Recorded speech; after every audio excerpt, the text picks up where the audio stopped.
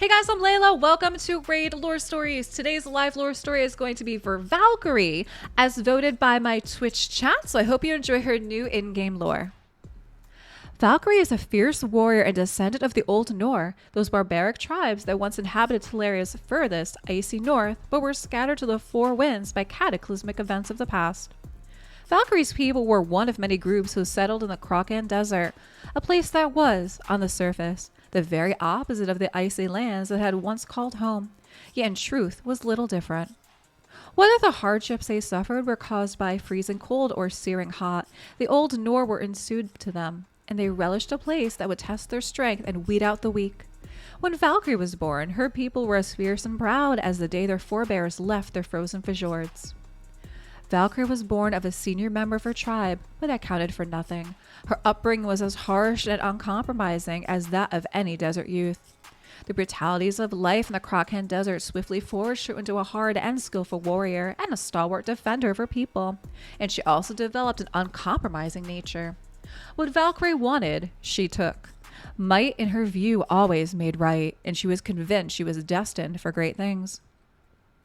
A being with such a mindset was destined for a shock, for there were beings and people in Teleria beyond the borders of the Krokan mightier than Valkyrie's tribe. She learned that when the elven armies of Kefel Kashina arrived on the desert shores. Kasina of Aravia was a powerful high elf noble. Intending to channel trade from the east, she sought to establish a colonial outpost on the edge of the Krokan Desert. With a force of elves and orc mercenaries, Shasina found an ideal location and immediately sent out cold, arrogant letters to the local tribes, demanding that they submit to Aravia or depart the immediate region. The older heads of Valkyrie's tribe argued that resisting an Aravian army would likely mean death, but not so Valkyrie. Scorning their lack of courage, she drew her sword and personally cut down Kafal's messenger. That, then, locked her people on a path of war, regardless of the intentions of the tribe's elders. Given command of the warriors by popular acclaim, she set riders to rally neighboring nomad clans.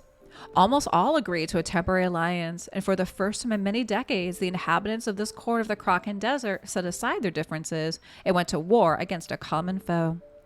Valkyrie soon realized that meeting Chasina's well-drilled and well-equipped army in a pitted battle with her small confederation of tribes would be an exercise in self-destruction. Instead, she played to her people's fast-moving warriors and knowledge of the terrain, conducting a guerrilla campaign amid the dunes and rocky valleys. Valkyrie and her warriors struck like a desert scorpion against Arabian outposts and convoys, melting away into the scorching heat before retaliation could find them. For months, they wore down Chasina's control over new territories, until finally the High Elf noble led the bulk of her forces inland to force a confrontation. This was what Valkyrie had waited for. Her forces led the Arabians and their allies in a chase through the desert for weeks, and Chasina's orc allies abandoned the cause, frustrated and hungry. Chasina eventually found her dwindling and exhausted forces trapped between sheer cliffs and a wide expanse of quicksand. Here, Valkyrie launched one final, devastating attack, destroying the elven hosts. Chasina broke out and fled to Aravia. Her reputation was in ruins, and she never realized her dreams of power and wealth. Beastly, thank you so much for the follow. I appreciate that. Long were the nomads' victory celebration, but Valkyrie viewed them with something akin to regret. For a while, the clans had known unity, but she knew that soon enough old enmities would again rear their head, and the alliance she had built would come apart as quickly as the shifting sands. She longed for the chance to lead something more potent than just one tribe. On the night of the victory feast, Valkyrie received just that. In a waking vision, she was visited by the being of light. Calling herself the Arbiter, the being claimed that Valkyrie's victories had been noted.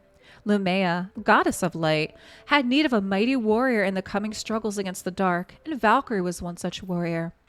If the fierce child of the Old Nor would swear her allegiance to Lumea, she would be granted immortality and chance to face greater, darker foes. Valkyrie readily accepted. That night, she departed from her kinfolk, riding out beyond the desert and into the annals of legend. Okay, so this was the story for Valkyrie, and I have to say, compared to her original lore story, this one still kind of felt very similar. It still had very similar vibes with it. So they really didn't change it very much. They changed little bits and pieces here, but I still think it was a good story. Drop me some comments down below what you think of the lore story for Valkyrie, and thanks so much for watching.